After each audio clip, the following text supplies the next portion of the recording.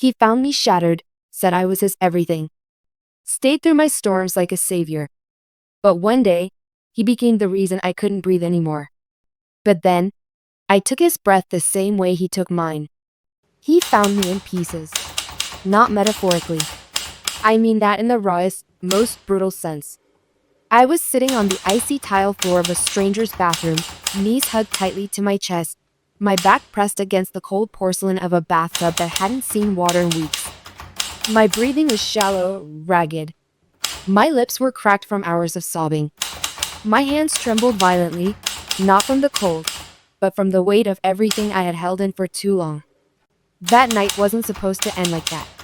But pain has a way of crashing into you quietly, like a tide you never see coming, pulling you under when you're already too weak to swim. It was the night after I lost my job. After my so-called best friend ghosted me when I needed her most. After I walked in on the man I thought I'd spend forever with, wrapped around someone else like I never existed. I had no words left. No tears either. Just silence. And the ache of being invisible. People talk about hitting rock bottom like it's this loud, dramatic explosion. But mine? It was quiet. Hollow. Like falling into a black hole where even your screams echo back to you, unheard. And then, he walked in. He wasn't supposed to be there. He was just a friend of a friend, a name I'd heard in passing, a face I'd barely registered at a party weeks ago. But somehow, he saw me. Really saw me. And he didn't look away. He didn't flinch at the swollen eyes or the smeared mascara.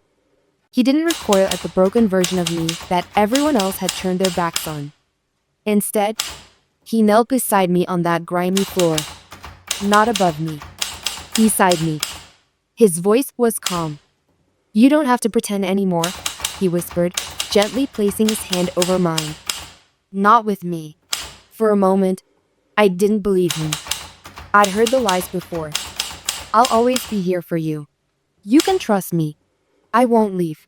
But they always left. People always leave once they realize you're not as easy to love as you seem. But he stayed. He brought me a glass of water. Sat with me in silence for hours. Didn't ask me to talk. Didn't pressure me to explain. Just stayed. And when I finally looked up, really looked into his eyes, there was no judgment there. No pity. Just presence. He called me the next day. And the next. He showed up outside my door with coffee, a book he thought I'd love, and a shy, boyish smile that somehow made breathing a little easier. He never asked for anything in return.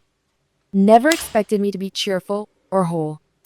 He let me be broken and still treated me like I was worthy of being loved. And slowly, I started to believe him.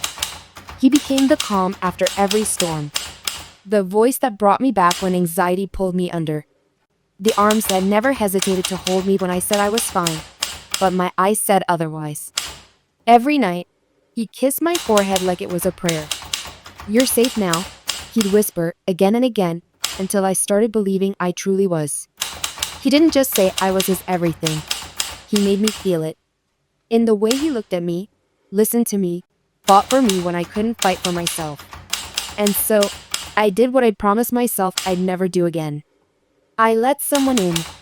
I gave him my scars, my stories, my softest parts. I trusted him with the shattered pieces of me no one else had dared to touch. And he held them so carefully, so lovingly. I thought, maybe this is what healing looks like. I began to rebuild myself around him. Not just beside him, but around him. He became the center of my gravity, my safe place, my oxygen. But I didn't realize that when someone becomes your only way to breathe, they also hold the power to suffocate you. And one day, he did exactly that. He made loving him feel like survival. Like I couldn't function unless he was near. Like every beat of my heart was somehow synced to his presence. I used to laugh when people said love could be addictive, but now I knew better. Because he didn't just love me. He rescued me. Or so I thought. He made it so easy. He learned everything about me. Not the surface level stuff, the real things. The ones that hurt to say out loud. Like how I still slept with a light on because of the night I was locked in a closet as a child. How my hands shake uncontrollably when someone raises their voice. How my biggest fear wasn't being alone, it was being abandoned after being loved. He never mocked those things. He held me through panic attacks, brought me flowers on the anniversaries of people I lost, and memorized the things I couldn't even say aloud. He looked me in the eye once and said, "You don't have to hide your cracks. I love you because of them." And I melted into that. Into him. Every part of my identity began to shift, until I didn't know where I ended and he began. He'd leave me little notes, on the bathroom mirror, in my coat pocket, even scribbled on napkins. "You're my whole world. I'd choose you, even in another life. I'd breathe for you if you forgot how." And God, did I believe him? Because why would someone stay through all my chaos unless they meant it? Why would someone choose me, love me, fight for me, unless they were real? That was the spell he wove around me. I stopped doubting. I stopped overthinking. For the first time, I allowed myself to feel like I deserved the kind of love he gave me. I didn't notice the signs, not at first. Looking back, they were there, hiding in plain sight. The way he got cold when I asked for reassurance. The way his gaze would shift when I talked about something painful, like he was tired of hearing about my trauma. The way he pulled away slightly the first time I said, "I need you." But love made me blind. Or maybe hope did. Hope that someone could actually stay. Hope that love wasn't just another setup for heartbreak. So I ignored the quiet slaps to the soul, the small betrayals. I told myself he was just stressed or tired or going through something he wasn't ready to talk about.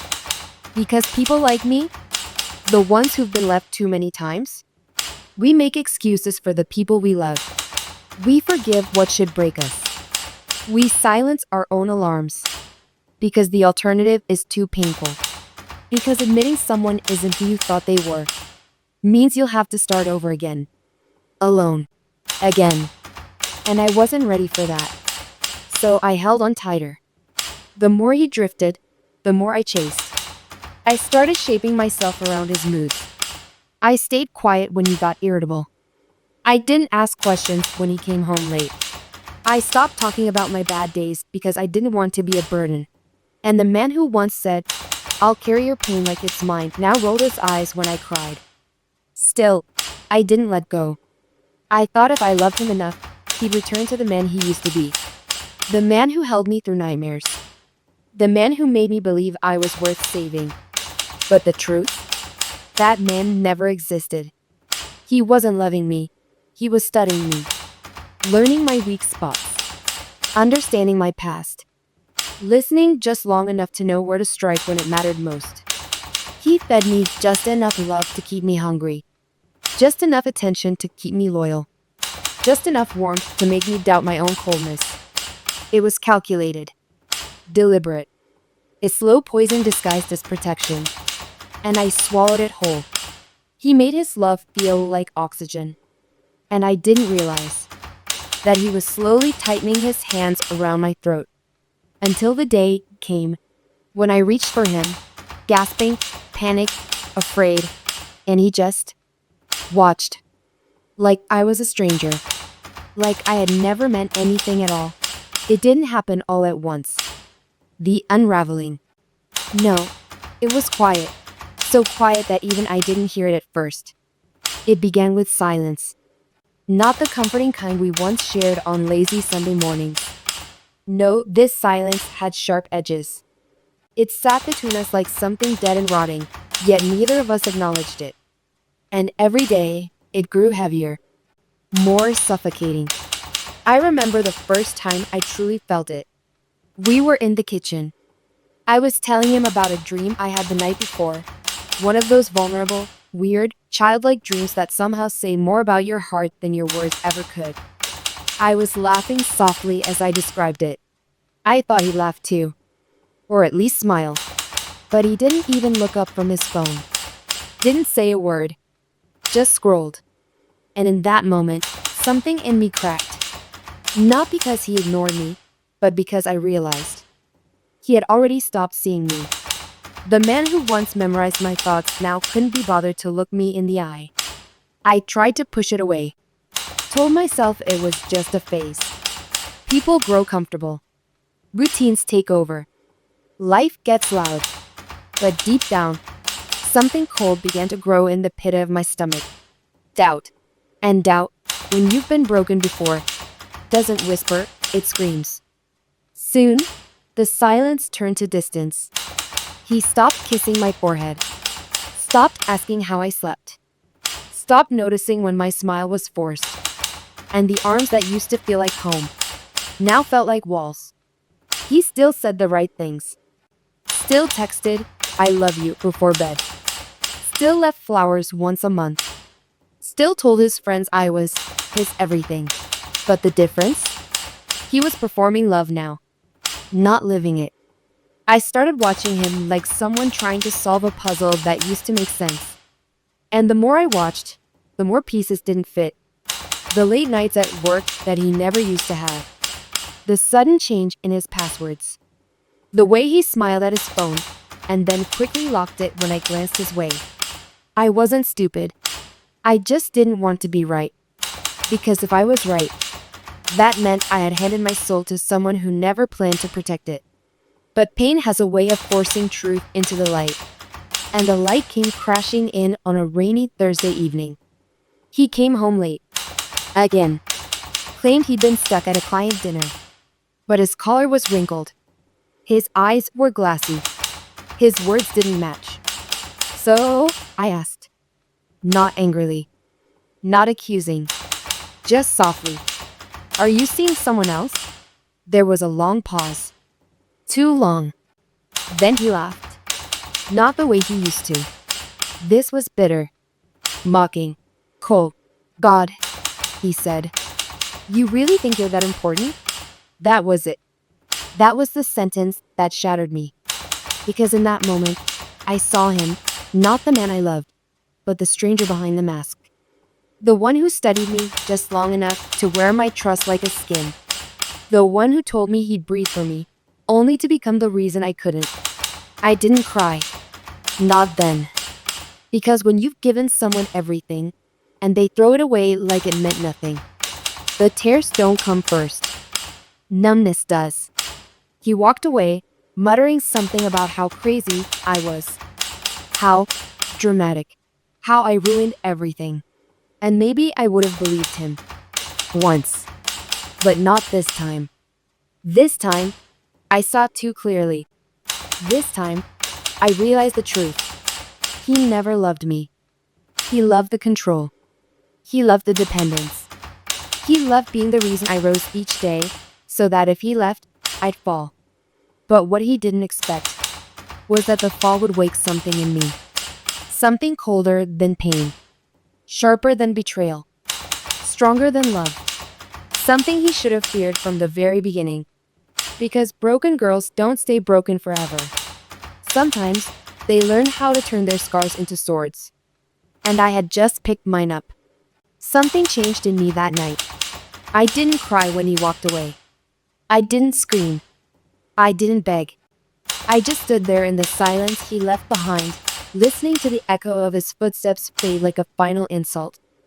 The man I once would have followed into fire had just set me ablaze and walked out without looking back.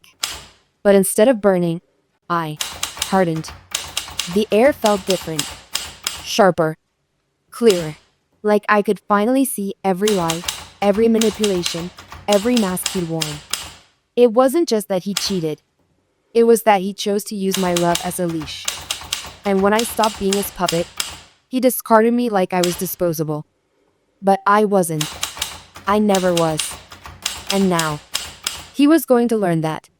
The next morning, I looked at myself in the mirror. Really looked. Not at the broken girl he left behind, but at the woman who survived him. And I whispered 2 words to my reflection. No more. No more apologizing for his cruelty. No more bending to fit his silence. No more loving someone who fed on my fragility. He thought he knew everything about me. And he did. Until that night. Until the shift. Until I decided that if I couldn't be loved with honesty, I would be remembered with fear. And so I started planning. Not revenge in the way people think, with fire and fury. No, this would be slower, colder, perfectly orchestrated. I began with the quiet things. Things he wouldn't notice right away. I went through our shared accounts, bank, insurance, passwords, and pulled away piece by piece. I moved money, canceled subscriptions, created new emails, secured my life so that when the storm came, I'd be standing untouched in its center. I got smarter. I started documenting everything. Screenshots, voice recordings, bank statements, all the things he thought he was clever enough to hide, I found. He had made mistakes, careless ones, because he thought I was weak, because he never thought I'd stop worshiping him long enough to watch. But I did. I saw the hotel receipts, the dating app profiles, the text messages he forgot to delete. I wasn't his only one. I was just the one that stayed the longest. And that's when it hit me. He didn't want love. He wanted power. And every woman before me had tasted the same betrayal. So I made a decision. I wouldn't just destroy what he did to me. I would destroy the illusion of him. To the world, he was the perfect partner. The charming man with a career, a smile, and a woman who adored him. He built his entire identity around being the good guy. But that image, that was going to crack, just like I had. Only his cracks would be public. I started gathering names, quietly connecting with women he had once discarded. You'd be surprised how many are willing to talk when they find out they weren't the only one crying in the dark. And every conversation, every story, matched mine like a tragic pattern. He used the same lines, the same promises, the same apologies. He didn't fall in love. He hunted vulnerability. And I wasn't his first kill, but I would be his last. You see, pain like mine, it doesn't just hurt, it sharpens. It teaches you how to think like the people who tried to destroy you. It makes you calculated, ruthless, patient. I stopped reacting, stopped flinching when his name came up, stopped answering his texts when he drunkenly sent, "I miss you" at 2 a.m. I knew he didn't miss me. He missed the control. The comfort of knowing I'd always pick up, always forgive, always crawl back. But I wasn't crawling anymore. I was building something. And every piece of it, every message, every voice note, every lie he told, was going into the foundation of the fall I was crafting for him. He thought I was broken, but I was only bending. He thought I was weak, but I was only waiting. And soon, very soon, he would feel what it was like to be watched, to be exposed, to be left with nothing but the echo of his own choices. Because I wasn't going to just leave him. I was going to rearrange his entire world and make him live in the wreckage. Alone. He had no idea what was coming. And that's what made it perfect. I didn't yell, didn't confront him, didn't post anything online. That's not how you destroy a man like him. You make him comfortable first. You let him believe he's still winning, still untouchable. So, I smiled. Every time he texted, every time he called, every time he casually dropped, "I miss you," or "No one understands me like you did," I smiled and replied just enough to keep his ego fed. Because ego is always the blind spot. He started falling back into the rhythm, thinking I was still hanging on. He didn't know that behind every kind reply was a new message added to my archive. That every lie he told me was a truth I stored like ammunition. I became the mirror he wanted to see, while quietly sharpening the reflection behind him. Then came the real move. I contacted his boss. Not directly. No, that would be reckless. I forwarded the screenshots, his explicit text sent during work hours, the proof of stolen company time, and a few disturbing messages he'd once bragged about sending to interns. I didn't even need to say my name. The files spoke for themselves. Within days, HR launched an internal review. And just like that, Cracks formed in the professional pedestal he'd built for himself. But I wasn't done. Next, I sent anonymous messages to the other women, his new one, his secret one, even the one he was trying to get back. I sent them just enough to doubt him. A picture here, a voice recording there. Not enough to trace me, just enough to light the fire. And when they began messaging each other, oh, the chaos. He tried to juggle it all. The lies, the cover-ups, the panic. But I just watched, quiet, smiling, because the beauty of it was, I didn't have to destroy him. I just had to let him destroy himself. And he was doing it beautifully. Reputation cracking, relationships crumbling, sanity slipping. He still thought I was somewhere crying in the dark. But I was right here, standing in the light. And soon, he'd feel it, the cold hand of consequence he thought would never touch him. Because love didn't break me. He did. But now, I was going to be the reason he'd never heal. It started small. A delayed response from his boss. A passive-aggressive comment in a meeting. An unexpected email from HR requesting a formal conversation. He brushed it off at first. Of course he did. He thought his charm would protect him, just like it always had. The same way it protected him when he cheated. When he lied. When he broke hearts and blamed the pieces on the women he shattered. But charm only works when people still want to listen. And I had made sure no one was listening anymore. The office grew colder toward him. The smiles disappeared. The invites stopped coming. His manager stopped defending him. Even his assistant, the one who used to laugh at all his jokes, avoided eye contact now. It was subtle, but deadly. Because a man like him doesn't fear fire, he fears silence. And silence surrounded him like a coffin being nailed shut. Meanwhile, his personal life, unraveling. One by one, the women he juggled, each believing they were special, different, chosen, began connecting the dots. Messaging each other. Comparing timelines. Finding out that their exclusive moments with him were mass-produced lies told to multiple women at once. The confrontation wasn't loud. It wasn't theatrical. It was clinical. They blocked him. Ghosted him. Cut him out like the cancer he was. And suddenly, he was alone. No attention to feed on. No hearts left to manipulate. No illusions left to hide behind.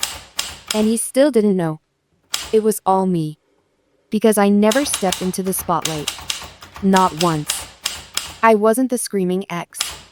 I wasn't the vengeful woman with a megaphone. I was the storm behind the clouds. He started spiraling. He began posting cryptic things online, vague quotes about loyalty, love, and fake people. He messaged me one night, long after midnight. You know, I really thought you were different. I trusted you.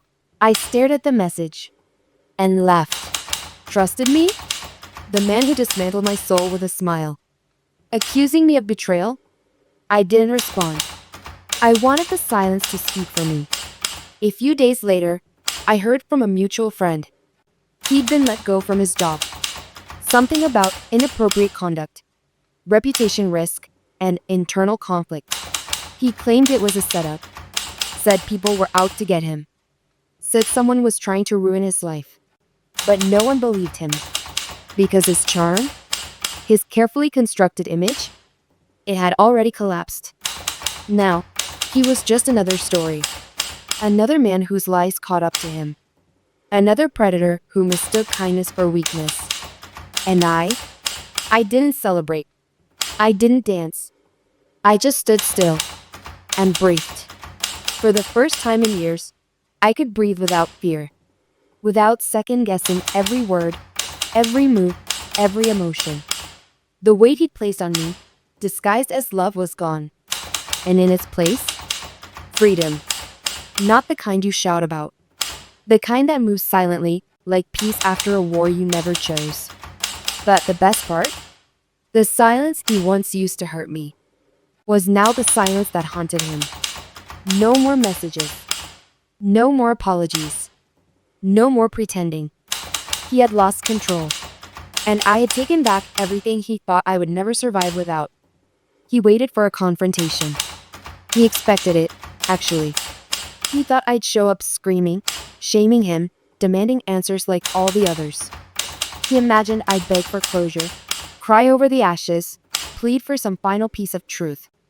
But I never gave him that. Because the truth? He didn't deserve my voice. He didn't deserve my anger. He didn't deserve to know just how deeply I had unwrapped every lie he'd wrapped around my soul and cut it loose. He once said, "If you ever left, I wouldn't survive it." I used to think that was love. Now, I know it was control. He thought my silence was weakness. But silence can be louder than any scream. In mine, it echoed through his empty days. Every time he picked up his phone, no messages.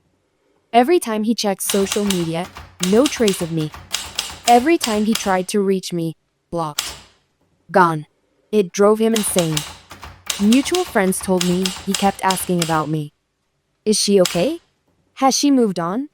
Is she seeing someone? Does she hate me? He wanted an answer. Any answer. But all he got was the absence of me. And that was louder than any revenge. Because he thought he'd broken me. But in the end, I was the one who left without looking back. I was the one who turned my silence into power. I was the one who became the question he would never get answered. No goodbye. No explanation. Just the cold realization that he lost me. Not because I stopped loving him, but because I finally started loving myself. He thought the silence was the end, but it was only the beginning. Because revenge wasn't fire. It was ice. And I had become cold enough to freeze every part of him that once felt invincible. Months passed. I moved on quietly. No announcements. No new post screaming healed. Just peace. With him, he unraveled. One scandal at work turned into two. Women came forward. Not just the ones I warned, but others. Some he'd hurt long before me. One even shared a recording. Another had emails. And suddenly, the world saw the monster he was behind that perfect smile. He tried to deny it. Tried to spin it. But the web was too wide now. And the mask had finally cracked. His name was no longer tied to charm. It was tied to shame. He lost everything he used to control. His job, his followers, his reputation, and worst of all, his power. And I never showed my face. Not once. Because true revenge isn't about shouting your victory. It's about watching them fall while you rise, without ever being touched by the flames. He still wonders how it all started. Who pulled the first thread? Who turned the silence into an avalanche? But he'll never know. Because I was the ghost in his guilt. The shadow behind every consequence. The love he broke. That turned into the lesson he'll never forget. He thought he was writing my ending. But I was just beginning to write his. In ink so cold, it never fades.